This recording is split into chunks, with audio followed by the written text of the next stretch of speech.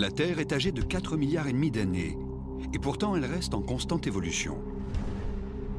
Dérive des continents, éruptions volcaniques, avancée et recul des glaciers, la surface de la Terre se façonne avec une infinie variété, et les mystères géologiques sont légion. Aujourd'hui, nous partons à la découverte d'un titan européen, la chaîne des Alpes. Ses sommets flirtent avec les nuages. Ses glaciers s'étendent à perte de vue. Et ses pics imposent leur silhouette découpée sur l'horizon. Le massif alpin est l'une des formations montagneuses les plus dynamiques et les plus dangereuses de la planète. C'est un environnement énigmatique. Les montagnes s'effondrent sur elles-mêmes. La roche vient des profondeurs de l'océan. Les géologues ont longtemps étudié la structure de la pierre et la composition des glaciers. Ils n'ont cessé de parcourir ces sommets pour comprendre leur formation et leur évolution actuelle.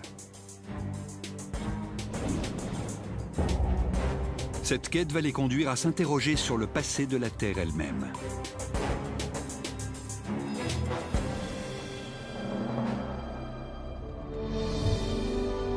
Avec près d'une centaine de sommets culminant à plus de 4000 mètres, les Alpes surplombent l'Europe. C'est une gigantesque barrière naturelle de 1200 km de long et 200 km de large qui traverse 7 pays entre la Méditerranée et le Danube.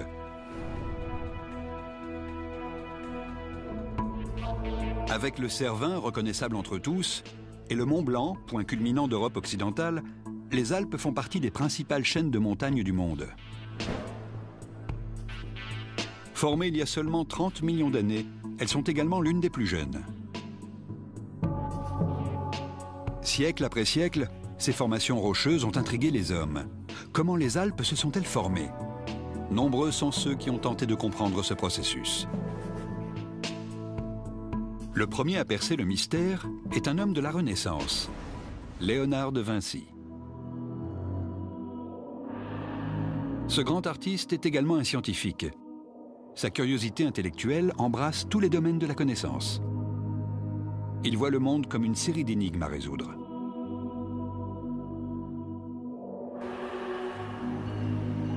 De Vinci s'intéresse à la formation des Alpes à une époque où presque tous les érudits considèrent la Terre comme une création divine immuable. La rumeur d'une découverte étonnante incrustée dans la roche éveille sa curiosité. En 1510, il se rend sur place. C'est à 2000 mètres d'altitude que se trouve l'objet de toutes les spéculations. Des fossiles. Il sait que ce sont des créatures marines qui n'ont pas pu vivre dans les sommets alpins. Alors, comment sont-elles arrivées là, à plus de 150 km de la mer la plus proche, et à des milliers de mètres d'altitude?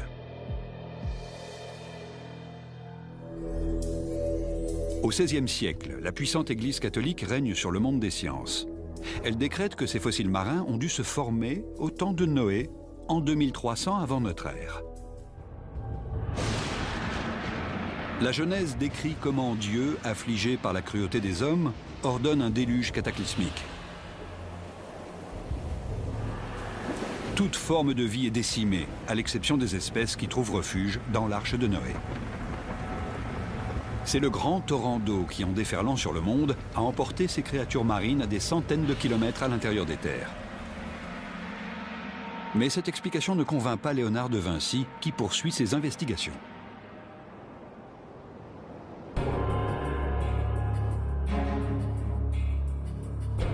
5 siècles plus tard, en haut du Santis, en Suisse septentrionale, à 2000 mètres d'altitude, le promeneur peut toujours voir les fossiles marins qui ont tant intrigué de Vinci.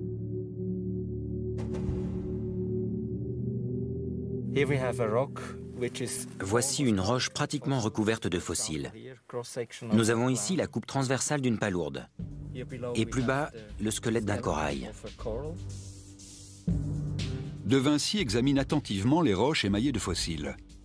Il finit par trouver les restes fossilisés de mollusques dont les 2 coquilles sont étonnamment intactes.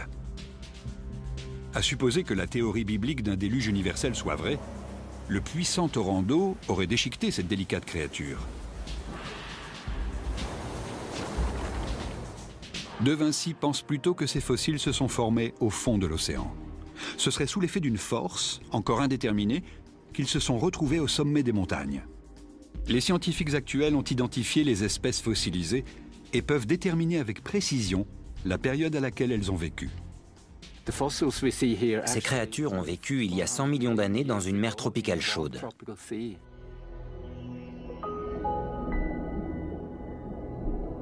Les récifs coralliens de cette mer tropicale primitive regorgeaient de vie.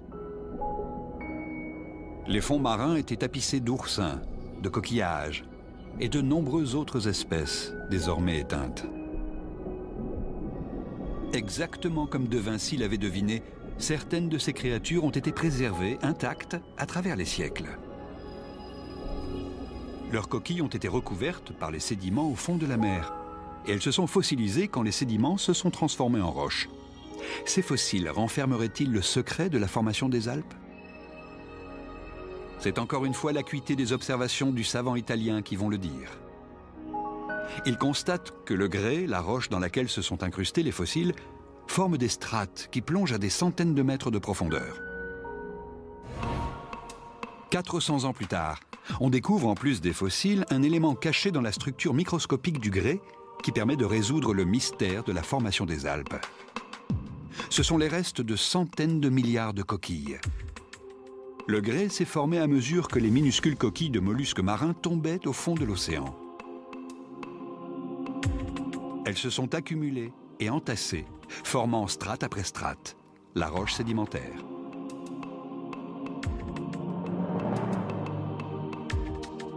Le mont Santis, comme une grande partie des Alpes, est presque entièrement constitué de coquilles de créatures marines. Ces bancs de grès de centaines et de centaines de mètres de haut témoignent du phénomène de sédimentation qui a eu lieu au fond de l'océan. Nous avons ici d'immenses bancs de grès. Ces couches de plancher océanique ont été élevées dans les airs lors de la formation de la chaîne alpine.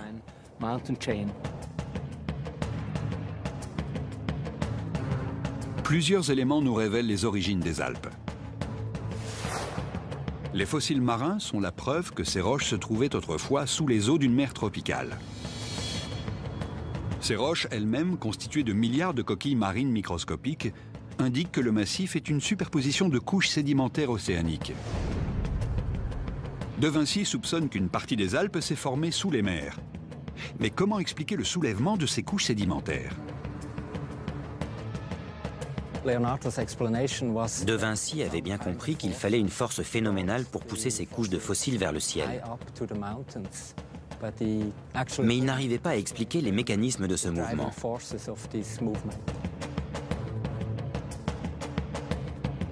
Il faudra attendre 400 ans pour que le mystère soit résolu.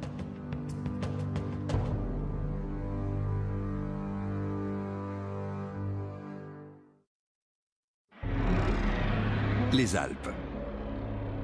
La colonne vertébrale rocheuse de l'Europe s'élève à plusieurs milliers de mètres au-dessus du niveau de la mer, à des centaines de kilomètres dans les terres. Une grande partie des roches alpines viennent du fond de l'océan. Une force extraordinaire les a fléchies et courbées, les mettant sans dessus-dessous.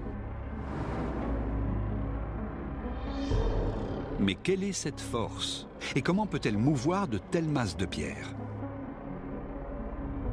Dans les années 1870, le géologue suisse Arnold Escher et l'un de ses étudiants, Albert Heim, observent une étrange ligne gravée dans la montagne du Tschingelhorn. Ils suivent sa trace sur près de 50 km.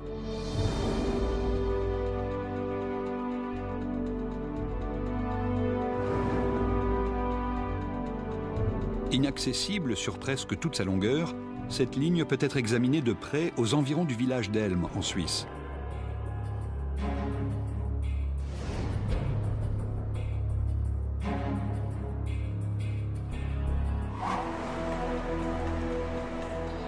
La ligne noire est bien visible sous cette étrange saillie.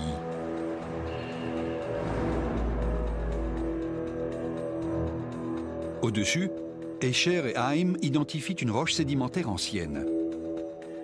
En dessous, et contre toute attente, se trouve une couche de roches beaucoup plus récente. Dans la partie inférieure, nous avons un flysch. Ce sont des schistes vieux d'environ 35 millions d'années. Dans la partie supérieure, nous avons du verrucano, qui s'est formé il y a entre 260 et 270 millions d'années. Escher et Heim sont en présence d'une nouvelle énigme. Cette formation rocheuse ne répond à aucune logique. Si ce sont des roches sédimentaires, comment expliquer qu'une couche plus ancienne repose au-dessus d'une couche récente? En étudiant les plissements et les drapés des montagnes alentours, Escher et Heim développent la théorie selon laquelle ces roches auraient été interverties. Imaginez une grosse couche de sédiments qui se casse brusquement. Une partie pourrait alors glisser sur l'autre. C'est ainsi que les sédiments plus anciens se retrouvent au-dessus de sédiments plus récents. Une force horizontale exceptionnelle a fait glisser ces roches anciennes sur les couches sédimentaires plus récentes sur près de 50 km.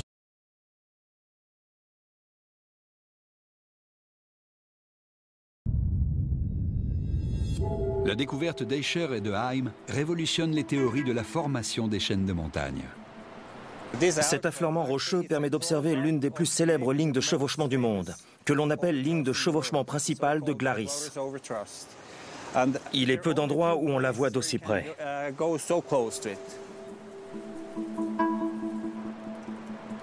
Ce site témoigne du phénomène géologique prodigieux à l'origine des Alpes. Au-dessus de la ligne de chevauchement principale de Glaris se dressent des sommets culminant à plus de 3000 mètres. Cela nous rappelle que c'est une force titanesque qui a créé les Alpes, une force pouvant littéralement déplacer des montagnes. Mais qu'est-ce qui est assez puissant pour mouvoir des milliards de tonnes de roc?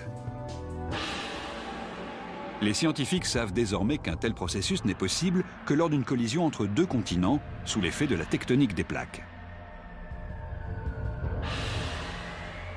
La tectonique des plaques explique le processus selon lequel les plaques géantes qui forment la croûte terrestre flottent et se déplacent très lentement sur de vastes courants de roches en fusion. À l'échelle de millions d'années, les continents entrent en collision ou se séparent. Des océans se forment et disparaissent.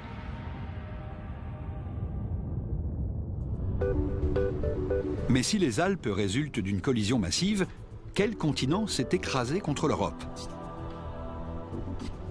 La réponse se trouve au sommet d'un des pics les plus emblématiques des Alpes. Noyé dans les nuages, il se dérobe souvent à la vue. Le voilà. Enfin. Sa silhouette unique a rendu le Cervin célèbre à travers le monde. Culminant à 4478 mètres, c'est l'un des monts les plus élevés des Alpes. Dans ses entrailles se cache une autre ligne de chevauchement. Ici, la roche sédimentaire marine chevauche la croûte continentale européenne.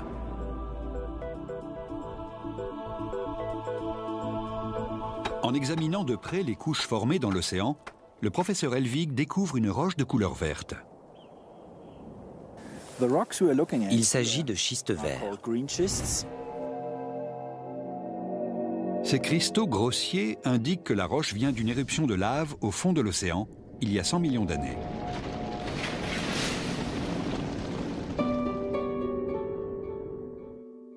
Au début du XXe siècle, les scientifiques font une découverte encore plus étrange à propos de la roche qui coiffe le Cervin.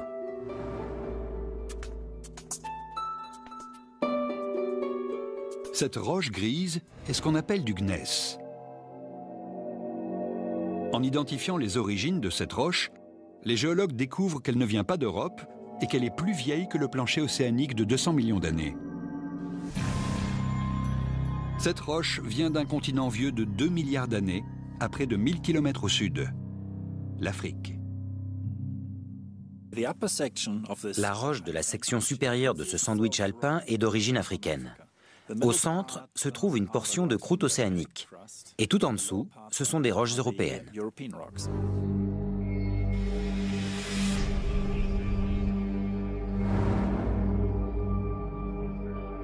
Ces superpositions indiquent que les Alpes sont nées de la collision entre l'Afrique et l'Europe. Le résultat? Cette montagne constituée de 3 types de roches différentes. D'un point de vue géologique, le Cervin présente les principales étapes de l'histoire alpine. C'est un résumé des origines du massif à lui seul. Mais comment les roches du plancher océanique se sont-elles retrouvées prises en sandwich entre 2 continents? Des études détaillées et la datation précise des roches alpines montrent qu'il y a 90 millions d'années, le continent africain converge vers l'Europe, refermant sur son passage le paléo-océan Tétis. En se rapprochant de l'Europe, l'Afrique fait disparaître l'océan qui les séparait et repousse le plancher océanique, constitué de minces couches sédimentaires, à la manière d'un bulldozer. C'est cet empilement de roches déformées qui a ensuite donné naissance aux Alpes. Le plancher océanique se froisse à mesure qu'avance le continent africain. Il se tord, se plie et se casse. Il y a 30 millions d'années, les Alpes ont littéralement été poussées vers l'Europe. L'Afrique a glissé sur les autres couches pour former une superposition de roches qui deviendra le Cervin.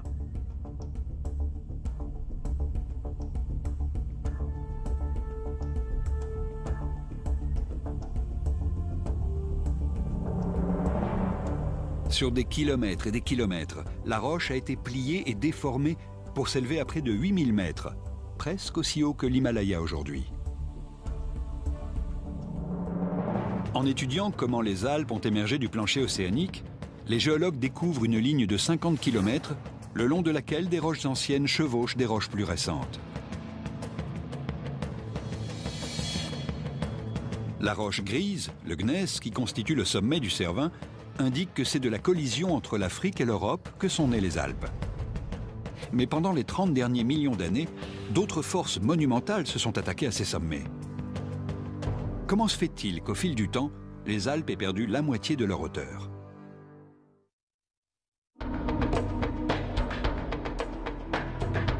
Il y a 30 millions d'années, les sommets alpins culminaient à près de 8000 mètres, soit pratiquement 2 fois plus haut que le Mont Blanc aujourd'hui.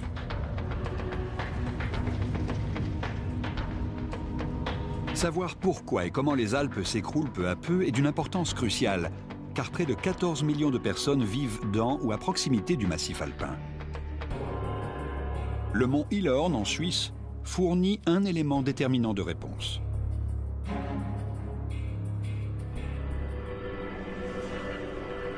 Il s'élève à plus de 2700 mètres, mais il est creux. L'Hilorn est rongé par l'intérieur. Un gigantesque trou se forme à mesure que la montagne s'effondre sur elle-même. Comment expliquer ce phénomène?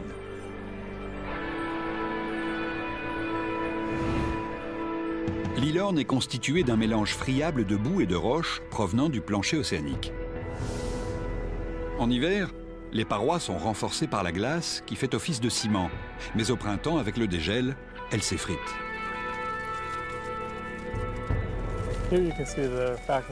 On constate ici que la roche est très friable. On en détache facilement des morceaux à la main. En hiver, quand l'eau s'infiltre et gèle, cela a pour conséquence de disloquer la roche et la fragmenter. Au printemps, avec la fonte des glaces, les parois tombent littéralement en miettes.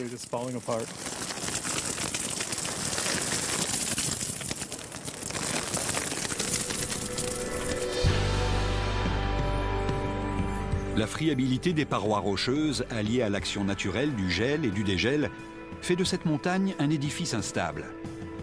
Durant les 10 derniers millénaires, 100 000 millions de tonnes de roches se sont effondrées, creusant ainsi une immense crevasse que l'on appelle le gouffre de l'île Graben.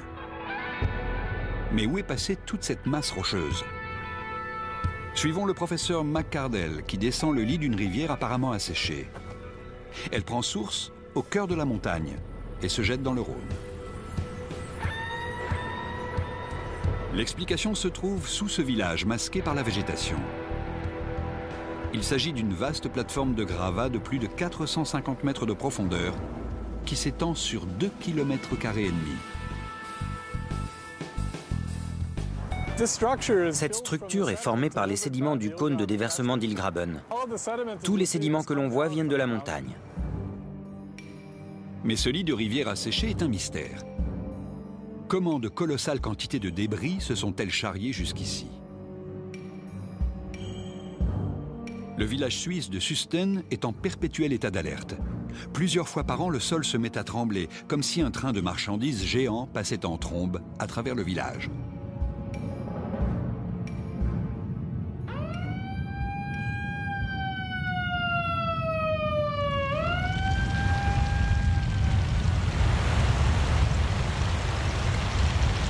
En un instant, ce lit asséché voit déferler un torrent de roches.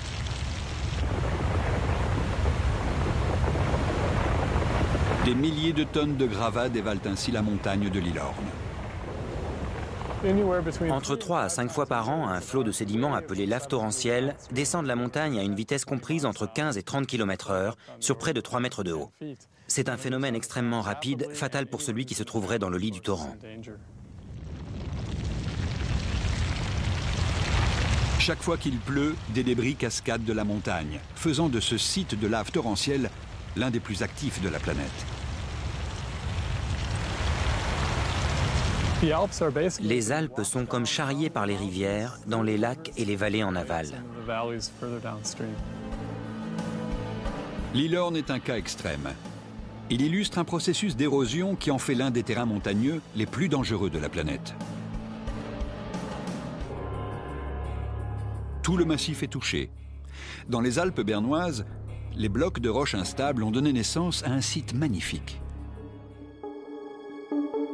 Le lac d'Oshinen est niché à 1578 mètres d'altitude et il s'étend sur 1 km².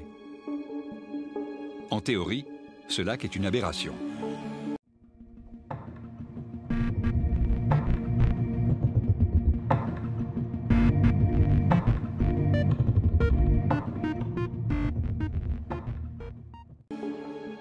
Les courants qui descendent de la montagne devraient filer droit vers la vallée sans rencontrer d'obstacles.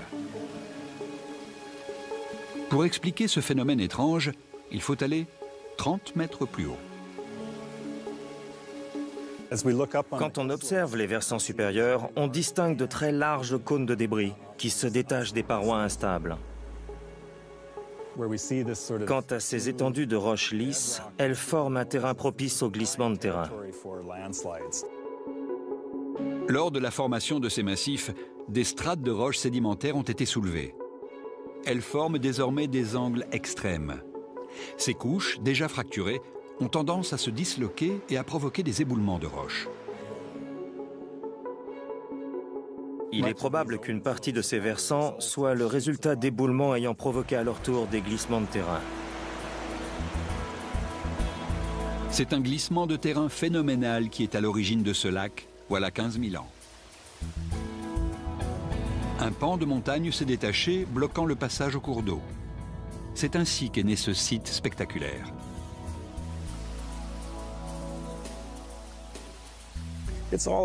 C'est la gravité qui, au bout du compte, abat les montagnes. Les rivières coulent et charrient des débris, puis surviennent les glissements de terrain. C'est un processus fréquent dans les Alpes. Des versants escarpés et des roches instables font que cette chaîne de montagnes est en constante évolution. Dans seulement quelques milliers d'années, la gravité aura raison du lac d'Oshinen en le comblant de débris rocheux. Au cours des 30 derniers millions d'années, les Alpes se sont désagrégées à une échelle phénoménale. Certains sommets ont perdu près de 3000 mètres d'altitude. Où sont passées ces centaines de millions de tonnes de roches?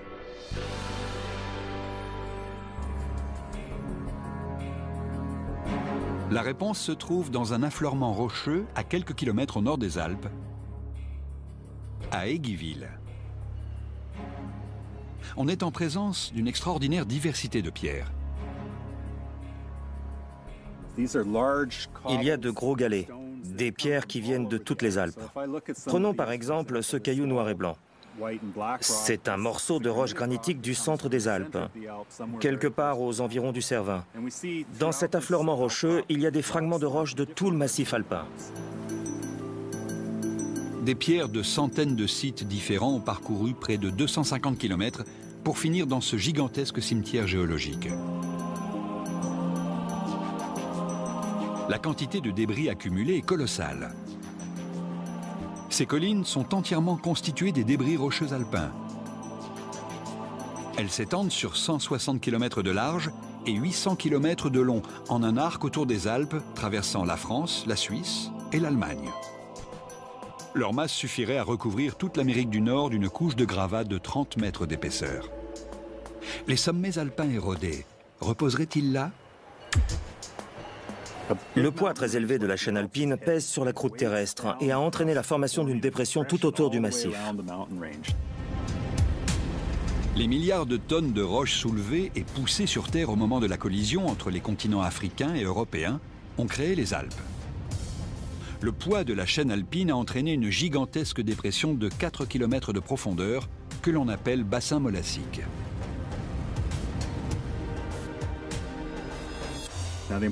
L'importance de cette dépression en fait un piège où s'accumulent tous les sédiments de l'érosion alpine. La datation de ces gravats indique que depuis la formation du massif alpin, les rivières charrient les débris de son érosion sur des centaines de kilomètres pour les déverser dans ce gigantesque bassin. Les roches que nous voyons ici sont des débris, les résidus des Alpes accumulés depuis 30 millions d'années. Ces roches-ci ont près de 25 millions d'années. Ces galets sont des fragments de toutes les roches qui forment la chaîne alpine. Pendant 30 millions d'années, les débris de l'érosion alpine se sont déversés dans cette fosse de 77 000 km². Ce phénomène a donné naissance à une série de collines au nord des Alpes. Serait-ce là que sont passés les sommets montagneux? Si l'on remettait tout en place, les Alpes rivaliseraient encore avec les monts himalayens. Les géologues savent maintenant pourquoi les Alpes sont 2 fois moins élevées qu'à leur formation. Ils ont découvert les débris de leur érosion. Constitués de roches friables, les sommets se désagrègent avec le temps.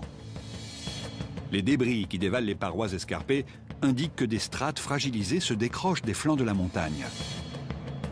Le bassin molassique où s'accumulent des roches provenant de toutes les Alpes est la preuve de leur effondrement. Il y a 2 millions d'années, le paysage connaît un brusque bouleversement. Des falaises escarpées entaillent les Alpes et de gigantesques pics s'élèvent dans les nuages.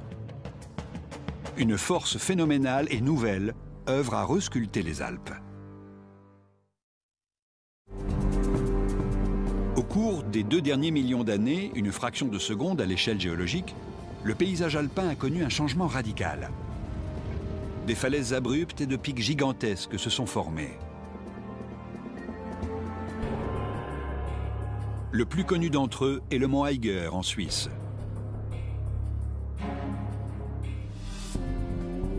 Son impressionnante face nord s'élève à plus de 1800 mètres, pratiquement à la verticale. Son ascension est réputée extrêmement dangereuse. Les alpinistes doivent affronter des vents violents, un brouillard glacial, des éboulements de roches et des avalanches. Seuls les meilleurs et les plus aventuriers s'y risquent. On l'appelle face de l'ogre depuis 1935, après qu'une 60aine d'alpinistes y ont trouvé la mort.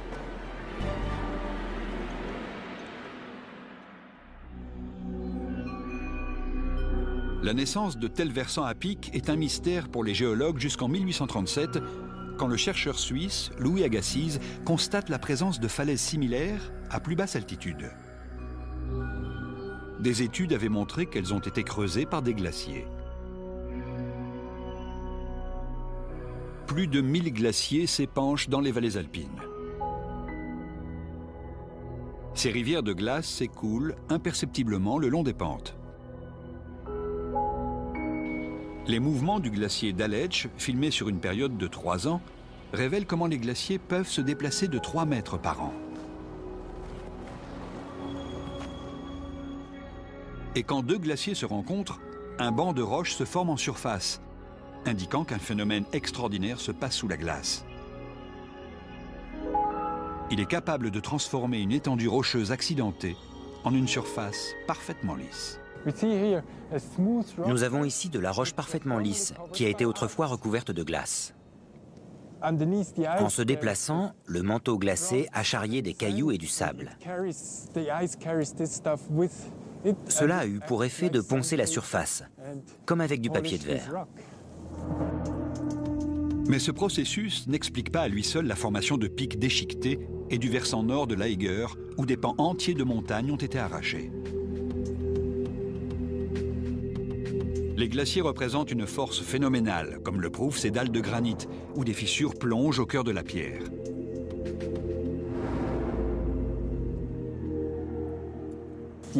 La glace s'écoule à la surface et s'infiltre dans ces fissures.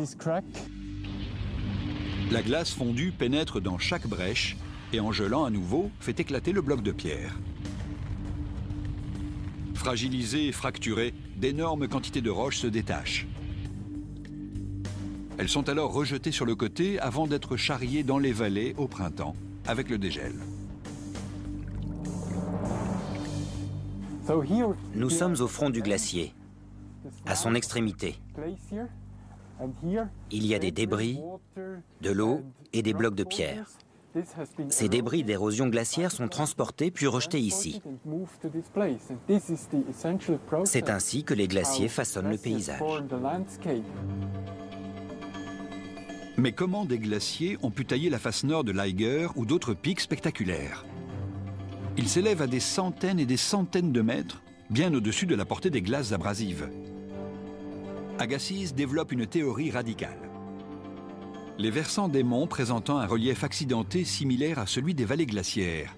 Il en déduit qu'ils ont été également érodés par la glace. Toutes ces observations indiquent que les pics escarpés comme l'Eiger, culminant à plus de 1800 mètres, sont l'œuvre d'anciens et gigantesques glaciers. Mais si Agassiz a raison, comment expliquer la présence de glaciers aussi colossaux? La réponse se trouve au cœur de la plus grande rivière de glace d'Europe, le glacier d'Aletsch. Il s'étend sur plus de 20 km et couvre près de 116 km² sur 900 mètres de profondeur.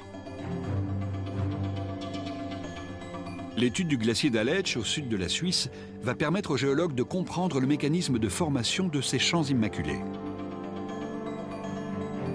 Le glacier naît en haute altitude, où les températures sont les plus basses et où il neige beaucoup. Pour savoir comment de délicats flocons de neige finissent par former une couche épaisse de glace, le professeur Bauder s'enfonce au cœur du glacier. Il fait 0 degré Celsius dans ce passage creusé à 2 mètres de profondeur.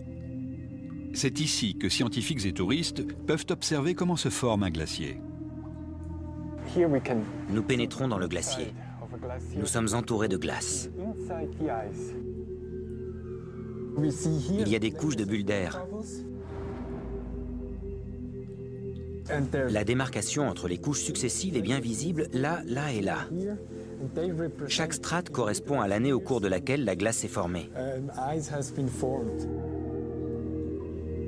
Le glacier s'épaissit à mesure que s'accumulent les couches de neige. Ce sont les petites poches d'air entre chaque flocon qui finissent par former des bulles d'air. Sous son propre poids, la neige se tasse et se transforme en glace. Au cours des millénaires, la masse de glace qui s'accumule est considérable. Selon les estimations, le glacier d'Aletsch contient 27 milliards de tonnes d'eau, de quoi fournir 1 litre d'eau par jour à tous les habitants de la Terre pendant 6 ans. Ce sont les bulles d'air piégées dans la glace, il y a des milliers d'années, qui détiennent la clé des origines de l'érosion des Alpes. Dans ces bulles, l'air date du temps où elles se sont formées. L'analyse de la composition chimique de cet air nous permet d'en savoir plus sur les conditions climatiques de l'époque en question. En étudiant ces minuscules capsules temporelles, les glaciologues découvrent qu'il y a 12 000 ans, l'air présentait un très faible taux de dioxyde de carbone. Cela indique un effet de serre réduit. L'atmosphère terrestre laissant échapper plus de chaleur, les températures ont globalement chuté. D'autres études révèlent que durant les 2 derniers millions d'années, la Terre a connu plusieurs séries de périodes glaciaires.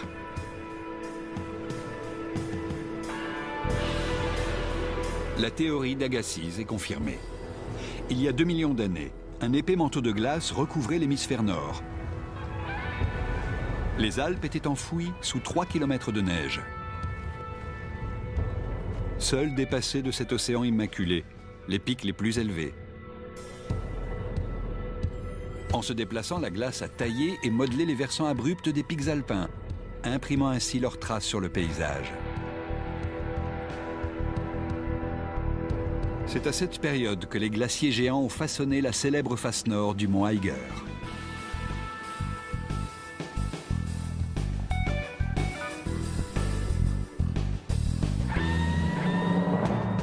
En cherchant à comprendre comment l'Eiger et d'autres grands pics alpins se sont formés, les géologues ont découvert des fissures dans des bancs de granit. Elles prouvent que les glaciers ont délité peu à peu les flancs montagneux. Et de l'air à faible teneur en dioxyde de carbone piégé dans les couches de glace. Il indique que de gigantesques glaciers ont découpé les parois abruptes et les pics qui surplombent les environs. En fondant, il y a 10 000 ans, les grands glaciers ont laissé leur empreinte sur les Alpes. Aujourd'hui, la chaîne de montagnes se désagrège à une vitesse phénoménale. Une nouvelle phase de son évolution semble avoir été amorcée.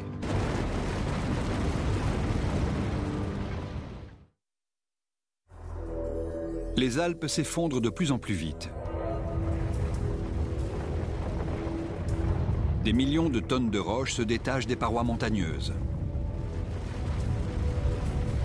La cause de ce phénomène se trouve dans les cimes enneigées, vestiges de la dernière période glaciaire. Les glaciers alpins renforcent les montagnes en agissant comme un ciment. Malheureusement, ils ne sont pas immuables. D'ici, nous pouvons voir les glaciers qui s'écoulent entre les surfaces rocheuses. Comme vous pouvez le constater à leur couleur, ce sont des roches récemment exposées en surface. Elles étaient recouvertes de glace les siècles derniers. Si vous observez le glacier par ici, vous pouvez voir à côté de la glace une zone de matière grise et de matière marron. C'est en fait la délimitation du glacier en 1874. Cela vous donne une idée de la masse de glace qui a fondu ces 130 dernières années. Les chercheurs pensent que le réchauffement global accélère la fonte des glaciers plus vite que n'importe quel autre facteur ne l'a fait au cours de toute l'histoire alpine. Le retrait des glaciers expose les roches instables qui, n'étant plus cimentées par la glace, risquent de se décrocher et de provoquer des glissements de terrain. La disparition des glaciers a d'autres conséquences tout aussi désastreuses. Quand ces immenses réservoirs d'eau fondent, des millions de litres se déversent le long des pentes pour alimenter les grands fleuves européens.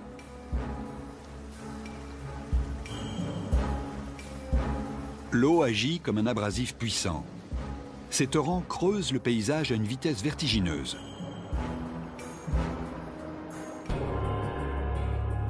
Les preuves de cette érosion en profondeur sont visibles dans la région de Lauterbrunnen.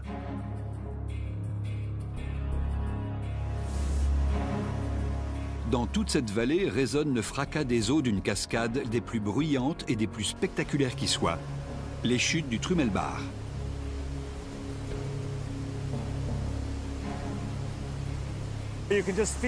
On peut sentir la force de l'eau. Trümmelbach veut dire roulement de tambour. Cela illustre bien le cours tumultueux de l'eau qui cascade à travers ces grottes. Trümmelbach est une chute d'eau glaciaire à couper le souffle. Plus de 20 000 litres par seconde de glace fondue se précipitent des glaciers vers les monts Eiger et Jungfrau. Au cours des siècles, ce torrent impétueux a creusé son chemin à travers la roche, créant sur son passage un étroit canyon. Chaque année, les eaux glaciaires des Alpes suisses charrient suffisamment de débris rocheux pour former une montagne de 800 mètres de haut. Pour les chutes du Trümelbach, comme pour les autres cascades alpines, le temps est compté.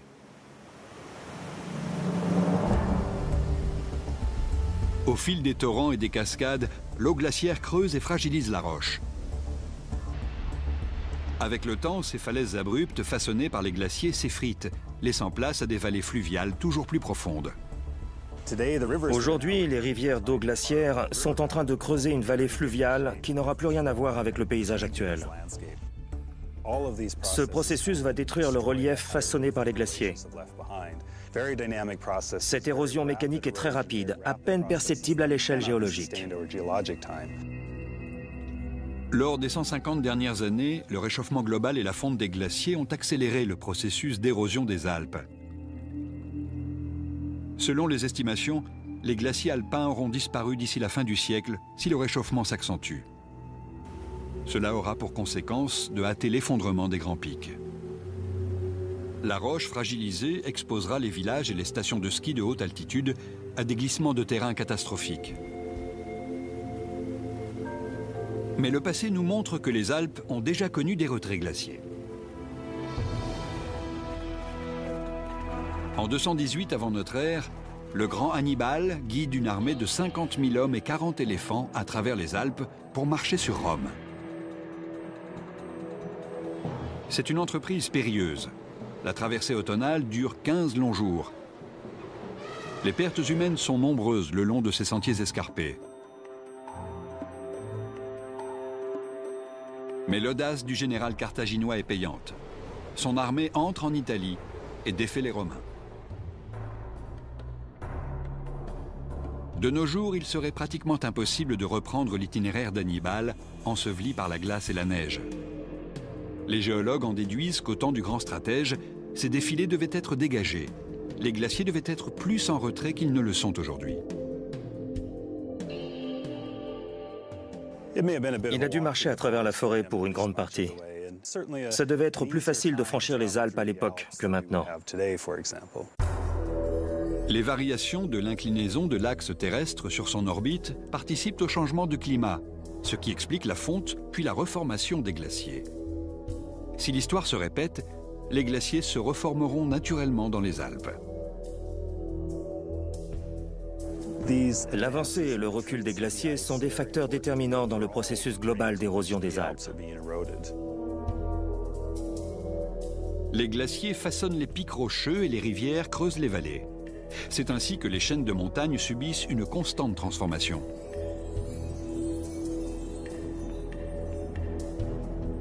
C'est ce processus naturel qui, au final, va détruire les Alpes telles que nous les connaissons.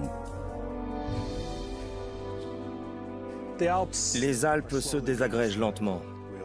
Les avancées et les retraits glaciers vont encore se succéder.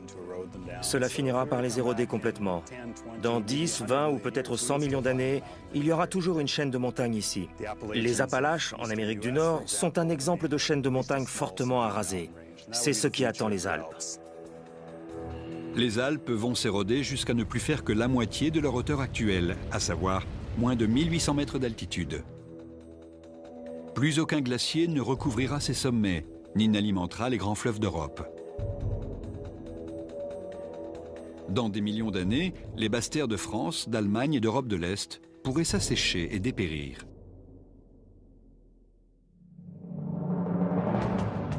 Les géologues ont découvert comment les Alpes se sont formées et pourquoi elles se désagrègent. Des fossiles marins et du grès constitués de milliards de coquilles de créatures marines indiquent que les roches alpines viennent du fond des mers. Les roches grises, les gneiss au sommet du Cervin, témoignent de la collision entre l'Afrique et l'Europe à l'origine du soulèvement des Alpes. Les glissements de terrain sont la preuve que les couches sédimentaires et les montagnes elles-mêmes sont de nature instable. La composition des bulles d'air emprisonnées dans la glace révèle que de gigantesques glaciers ont façonné le relief très accidenté des Alpes. La fonte des glaciers et les torrents d'eau glaciaire fragilisent le massif alpin et dessinent un paysage en constante évolution.